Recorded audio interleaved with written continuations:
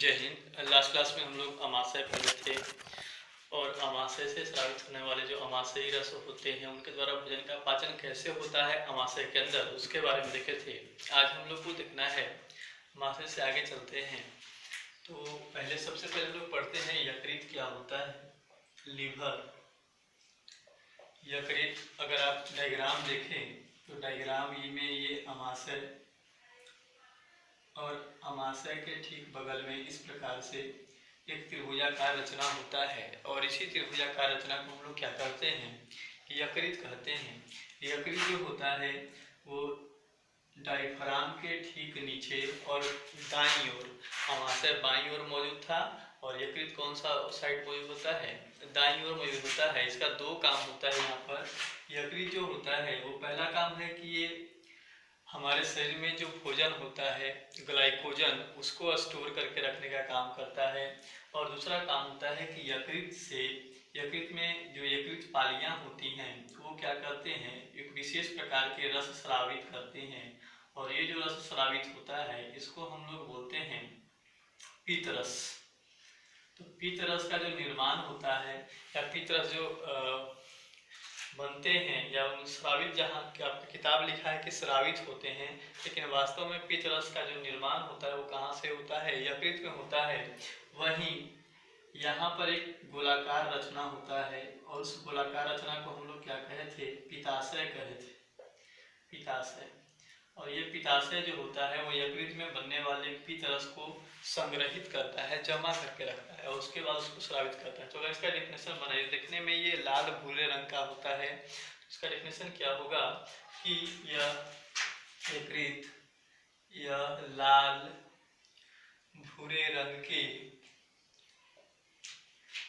त्रिभुजाकार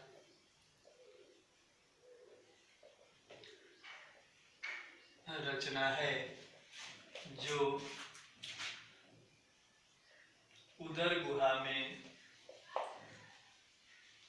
दाईं ओर डायफ्राम के ठीक नीचे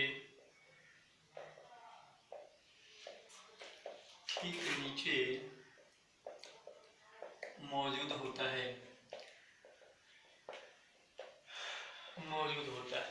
यकृत जो है ये, इसको हम लोग हमारे शरीर का जो सबसे बड़ा ग्रंथि होता है वो भी कौन होता है, यकृत होता है। तो इसी में लिखते हैं, यह हमारे शरीर का सबसे बड़ा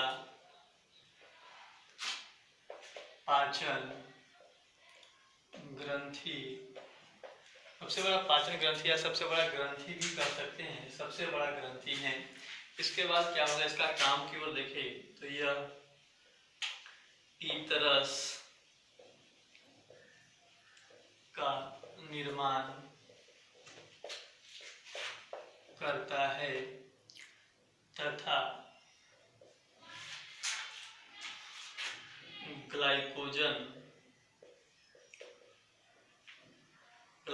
क्या होता है, जंतुओं में संग्रहित भोजन,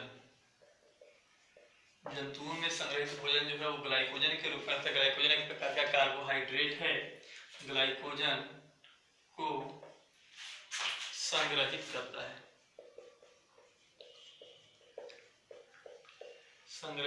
है, तो यकृत जो है ये एक त्रिभुजाकार रचना है जो उदर गुहा में डायफ्राम के ठीक नीचे दाईं ओर स्थित होता है।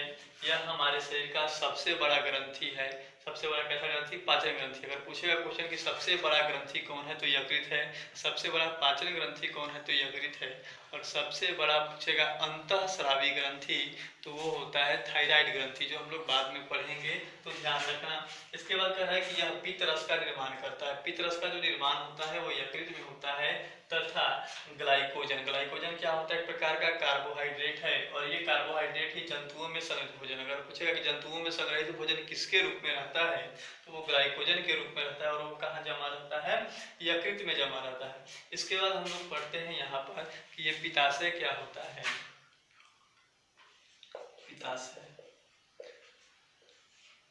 तो यकृत का जो आधारीय तल होता है, नीचे वाला तल होता है, वहीं पर एक छोटी गोलाकार रचना होती है और उसी छोटी गोलाकार रचना को हम लोग क्या कहते हैं, पित्ताशय कहते हैं। लिख सकते हैं, यकृत के आधारीय तल पर स्थित एक छोटी गोलाकार रचना, छोटी गोलाकार रचना को पित्ताशय कहते हैं,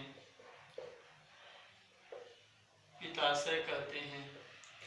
इसका काम क्या होता है, तो यह पीतरस को जमा करता है, संग्रहित करता है, संग्रहित और उसको फिर क्या करता है, स्रावित करता है, संग्रहित एवं स्रावित करता है। तो यहाँ पर क्या है, पित्ताशय यकृत के आधारीय तल पर स्थित एक छोटी गोलाकार रचना को पित्ताशय कहते हैं और यह पित्त रस को जमा करेगा यकृत से आने के बाद और उसको फिर क्या करता है, ये भोजन के पाचन के लिए स्रावित करता है। इसके बाद आता है कि ये जो पित्त रस है ये कहाँ पर स्रावित होता है, कहाँ पर जाता है। तो यहाँ पर बताए थे कि दो नलिकाएं निकलती हैं, ये जो यकृत नलिका है और यहाँ से एक पित्ताशय नलिका, और दोनों नलिका मिल करके मूल पित्त वाहिनी का निर्माण करती है। किसका निर्माण करती है, मूल पित्त वाहिनी। और ये जो मूल पित्त वाहिनी होता है वो यहाँ पर एक लीफ लाइक स्ट्रक्चर था जिसको हम लोग अग्नाशय कहे थे। ये अग्नाशय के पास इधर से आकर के यहाँ पर आकर के क्या होता है, खुलता है। तो हम लोग आगे लिख सकते हैं कि पित्ताशय मूल पित्त वाहिनी, मूल पित्त वाहिनी के द्वारा अग्नाशय नलिका में, अग्नाशय नलिका में खुलती है। और ये अग्नाशय नलिका कहाँ खुलता है, ग्रहणी में। तो इसमें लिख सकते हैं तथा अग्नाशय नलिका, नलिका ग्रहणी में खुलती है।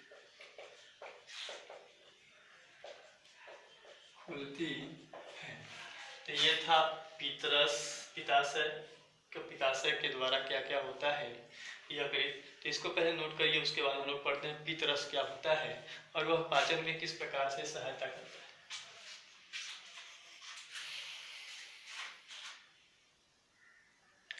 चलिए तो पित्तरस देखते हैं, पित्तरस क्या होता है। पित्तरस इसमें लिख सकते हैं यह हरे रंग का, हरे रंग का, ध्यान रखिएगा, रंग का क्षारीय, क्षार के समान, हम लोग क्षार आप लोग पढ़े होंगे, क्षारीय द्रव है जो पित्ताशय से स्रावित होकर भोजन के पाचन में, पाचन में महत्वपूर्ण भूमिका निभाता है,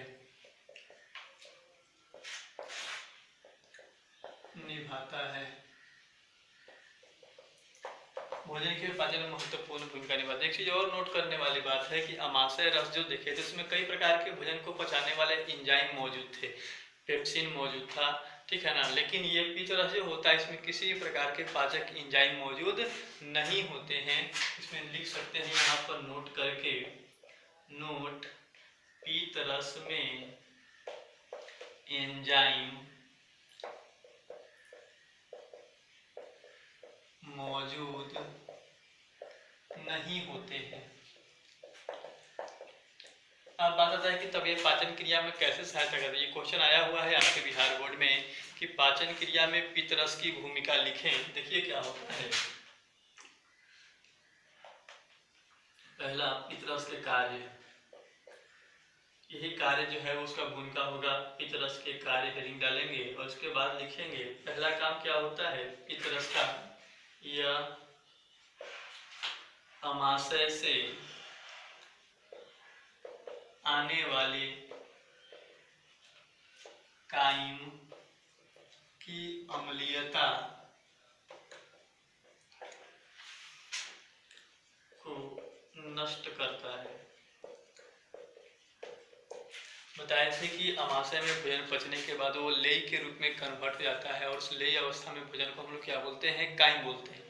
तो यहाँ पर HCl रहता है, इसलिए यहाँ पर वो काइम जो होता है वो अम्लीय प्रकृति का होता है। लेकिन जैसे वो छोटी आंत में आता है, यहाँ से पित्त रस उसके साथ मिल जाता है और पित्त रस जो होता है वो क्षारीय प्रकृति का होता है। तो वहाँ पर क्षार जो है उस अम्ल के साथ रिएक्शन करेगा, तो उस अम्ल के प्रभाव को कम करने का जो काम कर रहा है वो कौन कर रहा है, पित्त रस कर रहा है। कहाँ पर, छोटी आंत में। इसीलिए पहला पॉइंट लिखा है कि यह अमाशय से आने वाले जो काइम है, लेई के समान भोजन जो अम्लीय प्रकृति का होता है, उसके अम्लीयता को ये क्या कर देता है, नष्ट कर देता है। दूसरा काम क्या होता है, यह वसा के विखंडन एवं पायसीकरण, इमल्सिफिकेशन में सहायता करता है। सिंपल सी बात है, जनरली वसा जो होता है वो ऐसे अवशोषित नहीं हो पाता है, तो वसा के जो बड़े बड़े बूंद होते हैं उनको काफ़ी छोटे छोटे और घुलनशील बूंदों में परिवर्तित किया जाता है। और ये जो घुलनशील बूंदों में परिवर्तित किया जाता है, छोटे छोटे बूंदों में परिवर्तित किया जाता है वसा के, इसी को हम लोग क्या बोलते हैं, पायसीकरण कहते हैं। और इस पायसीकरण में क्या होता है, वसा सहायता करता है। इसके बारे में हम लोग थोड़ा देर बाद क्या करेंगे, नोट करेंगे। इसके बाद आता है तीसरा पॉइंट कि यह अमाशय में, ये छोटी आंत में क्षारीय माध्यम तैयार करता है, क्षारीय माध्यम तैयार करता है। अमाशय में अम्लीय माध्यम कौन तैयार कर रहा था, HCl तैयार कर रहा था, जबकि छोटी आंत में ये जो पित्तरस होता है ये कैसा माध्यम तैयार करता है, क्षारीय माध्यम तैयार करता है। तो यहाँ पर पित्तरस के पाचन में 3 भूमिका है, 3 कार्य है। पहला, यह अमाशय से आने वाले काइम की अम्लीयता को नष्ट करता है। दूसरा, यह वसा के विखंडन एवं पायसीकरण में सहायता करता है। पायसीकरण क्या होता है थोड़ा देर बाद देखेंगे। और ये तीसरा, छोटी आंत में कैसा माध्यम तैयार करता है, क्षारीय माध्यम तैयार करता है। तो ये पूरा का पूरा पित्तरस और उसके कार्य हैं, ये इंपॉर्टेंट है, एग्जाम में पूछा गया है। तो इसको वीडियो रोक कर इसको भी क्या कर लीजिए, नोट कर लीजिए। उसके बाद पायसीकरण देखते हैं।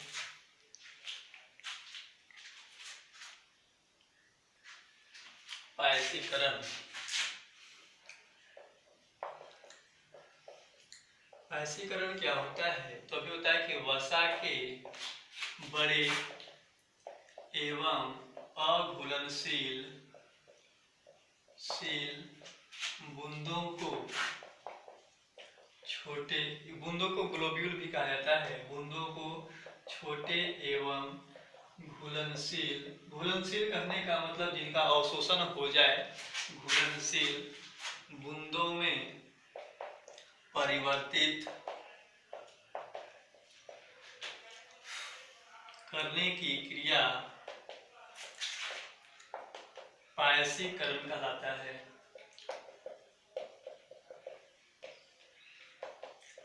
पायसीकरण कहलाता है, ठीक है। तो वसा जो होता है वो ऐसे प्राकृतिक रूप से क्या होगा, अवशोषित नहीं होता है। तो उसको क्या किया जाता है, उसके जो बड़े बड़े बूंद होते हैं उसको पहले छोटे छोटे बूंद में बदला जाता है।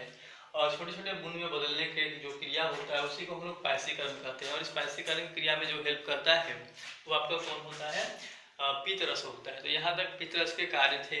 इसके बाद हम लोग को देखना है अग्नाशय के बारे में। ये अमाशय था और अमाशय के ठीक नीचे यहाँ पर एक पतियों जैसी संरचना होती है।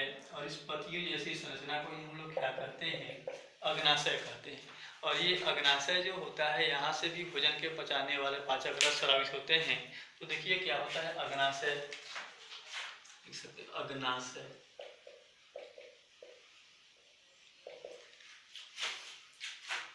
अमाशय के ठीक नीचे स्थित पतियों जैसी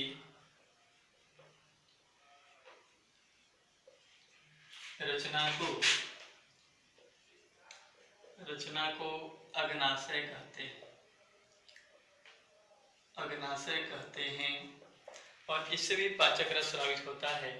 अग्नाशय से इसे लिख सकते हैं, अग्नाशय से भोजन को पचाने वाले अग्नाशयी रस स्रावित होते हैं। अग्नाशयी रस स्रावित होते हैं। फिर से कह रहा है कि ये जो अमाशय है, अमाशय के ठीक नीचे स्थित पतिये नुमा जो लीफ लाइक स्ट्रक्चर होता है, इसी को अग्नाशय कहते हैं। और यहाँ से भोजन को पचाने वाले क्या स्रावित होता है? अग्नाशयी रस स्रावित होता है। नीचे नेक्स्ट पॉइंट लिख सकते हैं, अग्नाशयी रस में विभिन्न प्रकार के पाचक एंजाइम मौजूद होते हैं।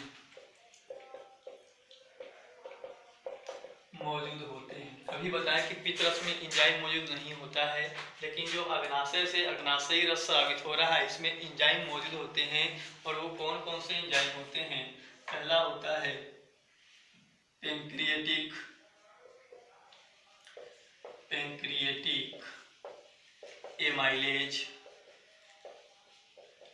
एमाइलेज। दूसरा जो होता है वो ट्रिप्सिन होता है, और थर्ड जो होता है उसको बोलते हैं लाइपेज। तो ये 3 एंजाइम होते हैं कहाँ पर? अग्नाशयी रस में। और ये तीनों एंजाइम जो होते हैं वो अलग अलग प्रकार के भोजन के पाचन में क्या करते हैं? सहायता करते हैं। जहाँ पर भी एमाइलेज लिखा हुआ रहेगा वो हमेशा किसका पाचन करता है? स्टार्च का पाचन करता है। तो आगे देखते हैं इसका कार्य। पहले आप इसको क्या करिए, नोट करिए, उसके बाद देखते हैं।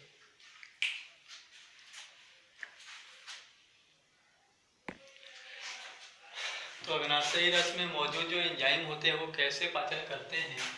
पहला जो एंजाइम होता है उसका नाम है पैंक्रियाटिक एमाइलेज, और ये स्टार्च का पाचन करता है। लिख सकते हैं पहला कि जो स्टार्च होता है, स्टार्च का जो पाचन करेगा वो करता है पैंक्रियाटिक एमाइलेज। और ये स्टार्च को क्या करता है? सिंपल कार्बोहाइड्रेट ग्लूकोज में परिवर्तित कर देता है, ठीक इसी प्रकार से और कई कार्बोहाइड्रेट होते हैं जिनका पाचन अलग अलग एंजाइम करते हैं। उसमें से पहला जो आता है वो सुक्रोज आता है। ये सुक्रोज जो होता है प्रकार का कार्बोहाइड्रेट चीनी होता है, और इसको पचाने वाला जो एंजाइम है वो इन्वर्टेज होता है।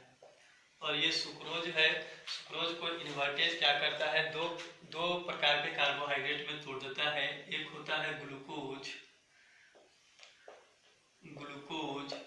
और दूसरा होता है फ्रक्टोज। तो जो कार्बोहाइड्रेट सुक्रोज है, सुक्रोज का पाचन किस में होता है? ग्लूकोज और फ्रक्टोज में। और इसका पाचन जो कर रहा है वो कौन सा एंजाइम कर रहा है? इन्वर्टेज कर रहा है। नेक्स्ट जो अगर हम लोग बात करें तो वो होता है आपका लैक्टोज। लैक्टोज भी एक प्रकार का कार्बोहाइड्रेट होता है, और इसका पाचन करने वाला एंजाइम जो होता है करने वाला वो होता है लैक्टेज। लैक्टोज का पाचन लैक्टेज एंजाइम करता है और इसको बदल देता है ग्लूकोज प्लस ग्लैक्टोज में। इसके बाद आता है थर्ड माल्टोज। माल्टोज का जो पाचन होता है वो एंजाइम करेगा माल्टेज। देखिए जिसका पाचन करना है उसी के आगे एज लगा दे रहे हैं, और ये सीधे सीधे पाचन कर रहे हैं। और माल्टोज जब टूटेगा तो ये 2 चीज बनता है, ग्लूकोज प्लस ग्लूकोज के 2 अणु प्राप्त होते हैं। स्टार्च का शुरू में जब सेलेब्री एमाइलेज पाचन किया था तो माल्टोज बना था, और वो माल्टोज का यहाँ पर पाचन होता है माल्टेज के उपस्थिति में। तो यहाँ पर 2 चीज बनता है, ग्लूकोज और ग्लूकोज बनता है। इसके बाद बात करते हैं प्रोटीन का पाचन।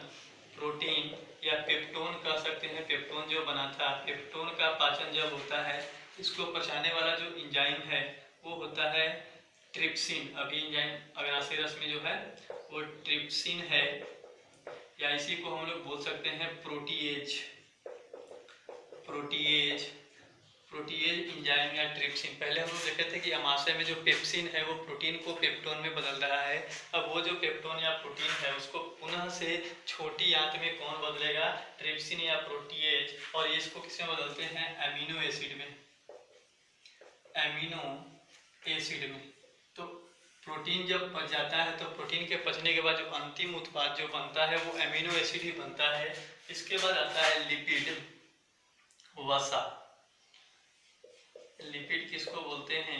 वसा को बोलते हैं। और इसका जो पाचन करेगा वो लाइपेज एंजाइम करता है, लाइपेज।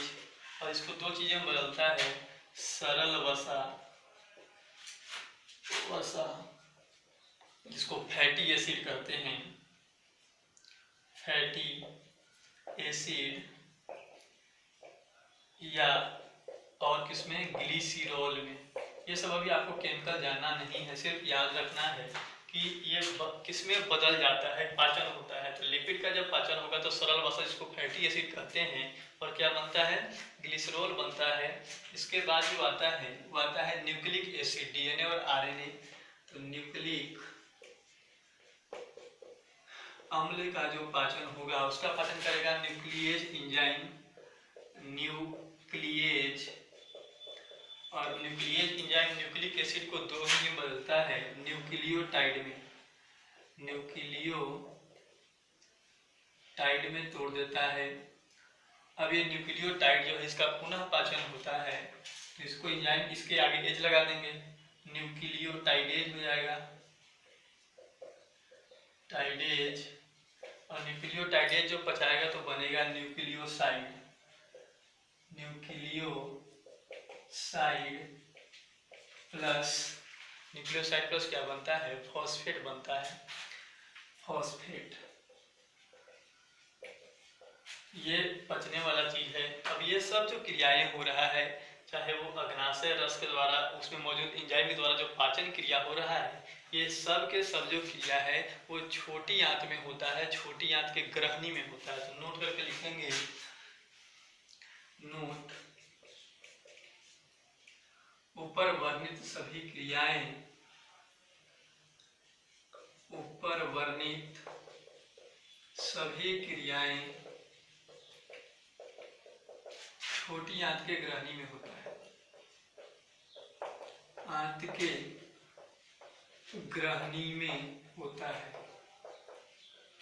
पूर्ण होता है, लिख सकते हैं ग्रहणी में पूर्ण होता है। तो फिर से रिपीट कर रहे हैं, अग्नाशय जो होता है अमाशय के ठीक नीचे स्थित पत्तियों जैसी संरचना को हम लोग अग्नाशय कहते हैं। अग्नाशय से स्रावित होने वाला जो एंजाइम होता है उसको अग्नाशयी रस, और अग्नाशयी रस में कई तरह के एंजाइम होते हैं। उसमें से पहला जो आता है पैंक्रियाटिक एमाइलेज, स्टार्च का पाचन करता है और स्टार्च को किसको बदलता है? इसमें ग्लूकोज में बदलता है। सुक्रोज जो होता है वो सुक्रोज को पचाने वाला एंजाइम जो है वो इन्वर्टेज है।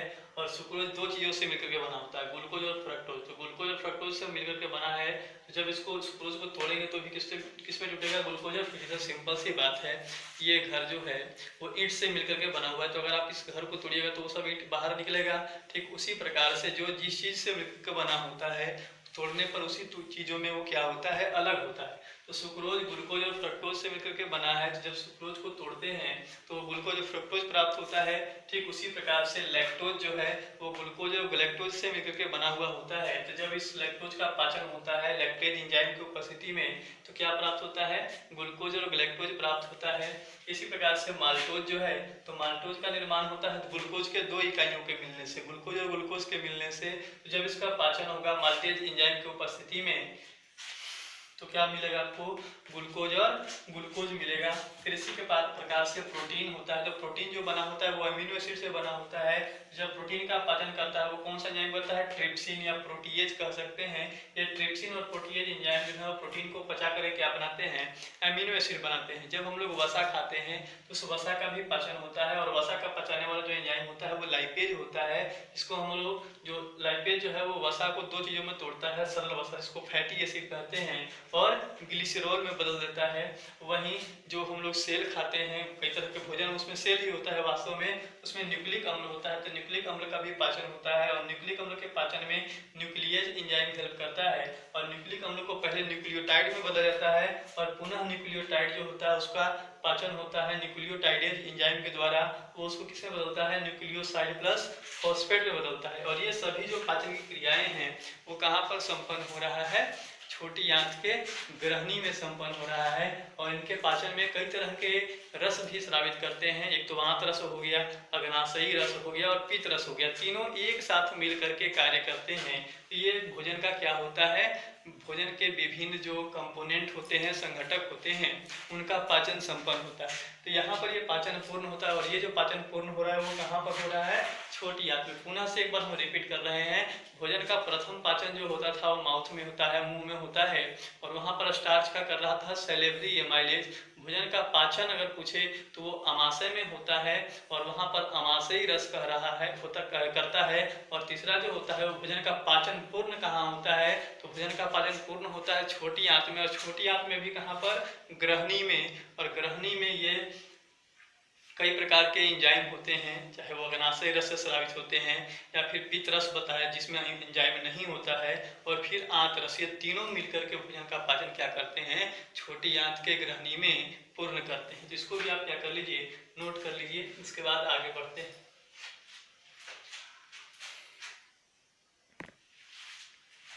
इसके बाद जो हम लोग को पढ़ना है वो छोटी आंत के बारे में पढ़ना है। छोटी आंत, स्मॉल इंटेस्टाइन। तो छोटी आंत क्या होता है, यह हमारे आहार नल का सबसे बड़ा भाग होता है। और बताए थे कि यहाँ पर दो चीज होता है, तो भोजन के पाचन पूर्ण होता है और साथ ही साथ पचे हुए भोजन का क्या होता है, अवशोषण होता है। तो देखिए छोटी आंत में क्या होता है, इसमें लिख सकते हैं, यह हमारे आहार नाल का सबसे बड़ा भाग है, सबसे बड़ा भाग है। यहाँ भोजन का पूर्ण पाचन एवं पचे हुए भोजन का क्या होता है, अवशोषण होता है, अवशोषण होता है। अब इसके बाद भी बताए थे कि जो छोटी आंत होता है उसके मुख्य रूप से कितने भाग होते हैं। छोटी आंत के मुख्य रूप से 3 भाग होते हैं। अगर देखें तो छोटी आंत के विभिन्न भाग, तो इसमें 3 भाग होता है। पहला होता है ग्रहणी, जिसको अंग्रेजी में डियोडेनम कहते हैं, डियोडेनम। सेकेंड जो होता है उसको जैजुनम, और थर्ड जो होता है उसको बोलते हैं इलियम। तो ये 3 भाग होते हैं। ग्रहणी जो होता है वो अमाशय के ठीक नीचे वाला संरचना होता है, भाग होता है, ये इस प्रकार से। तो अगर आप इसको यहाँ से यहाँ तक देखें तो ये सी शेप का स्ट्रक्चर होता है। कह सकते हैं कि यह अमाशय के ठीक बाद स्थित सी आकार का रचना है, जहां भोजन का पूर्ण पाचन होता है, पूर्ण पाचन होता है। तो कह रहे हैं कि डियोडेनम या ग्रहणी जो है वो अमाशय के ठीक बाद में जो स्थित सी आकार का रचना होता है छोटी आंत का, उसी सी आकार की रचना को हम लोग क्या कहते हैं, डियोडेनम कहते हैं, ग्रहणी कहते हैं। और यहाँ पर भोजन का क्या होता है, पूर्ण पाचन होता है। फिर से रिपीट करना है, भोजन का पूर्ण पाचन कहाँ पर होगा, छोटी आंत में। और छोटी आंत में भी कहाँ पर होगा, डियोडेनम में। भोजन का पाचन पूछे तो अमाशय में, और भोजन का प्रथम बार पाचन पूछे तो कहाँ होता है, ये हमारे माउथ में होता है। इसके बाद बात करें जैजुनम, या छोटी आंत का दूसरा भाग है, जहां पचे हुए भोजन के कुछ भागों का अवशोषण होता है, लिख सकते हैं, कुछ भागों का अवशोषण होता है। ऐसे 10th क्लास में लिखा है कि मैक्सिमम जो अवशोषण होता है वो इलियम में, लेकिन जैजुनम जो होता है वहाँ पर क्या होता है, मैक्सिमम एब्जॉर्प्शन होता है डाइजेस्टेड फूड का। ये दूसरी किताबों में लिखा हुआ है, लेकिन यहाँ पर 10th क्लास में आपके बुक में नहीं लिखा हुआ, इसीलिए हम यहाँ पर लिखे हैं कि यहाँ पर कुछ भागों का जो बचा हुआ भोजन है उसके कुछ भागों का ही क्या होता है, अवशोषण होता है। और आखिरी पार्ट होता है इलियम। ये छोटी आंत का सबसे बड़ा भाग होता है। यह छोटी आंत का सबसे बड़ा एवं कुंडलित भाग है। कुंडलित का मतलब होता है काफी एक ही में उलझा हुआ कुंडलित भाग है, जो बड़ी आंत के सीकम से जुड़ा होता है। बड़ी आंत के सीकम से जुड़ा होता है। अब यहाँ पर यह सीकम से जुड़ा, तो इसका काम क्या है, यह पचे हुए भोजन के अवशोषण में सहायता करता है। यह पचे हुए भोजन के अवशोषण में सहायता करता है। तो अगर आपसे पूछें कि पचे हुए भोजन का अवशोषण कहाँ होता है, तो छोटी आंत में, और छोटी आंत में भी कहाँ पर होता है, तो इलियम में कहेंगे। यह अवशोषण कैसे होता है तो इसके बारे में हम लोग बाद में पढ़ेंगे, नेक्स्ट क्लास में पढ़ेंगे। पहले आप इसको क्या करिए, नोट करिए और कोशिश करिए किताब से भी पढ़ें। और ना समझ में आए तो कमेंट बॉक्स में जरूर लिखिए, अगले क्लास में हम आपको क्या करेंगे, इसके बारे में डिस्कस कर देंगे। तो आप इसको वीडियो रोक करके नोट कर लीजिए। कुछ लोगों का शिकायत है कि आवाज़ नहीं आ रहा है, तो माइक नहीं है यहाँ पर, बिना माइक के पढ़ा रहे हैं। तो आपको ऐसे ही कोशिश करना होगा, ज़्यादा जोर से बोल रहे हैं फिर भी इतना ही आवाज़ आ रहा है तो हम कुछ नहीं कर सकते हैं। तो कोशिश करिए कि ईयरफोन लगा करके सुने, उसको ध्यान लगा करके नोट करिए।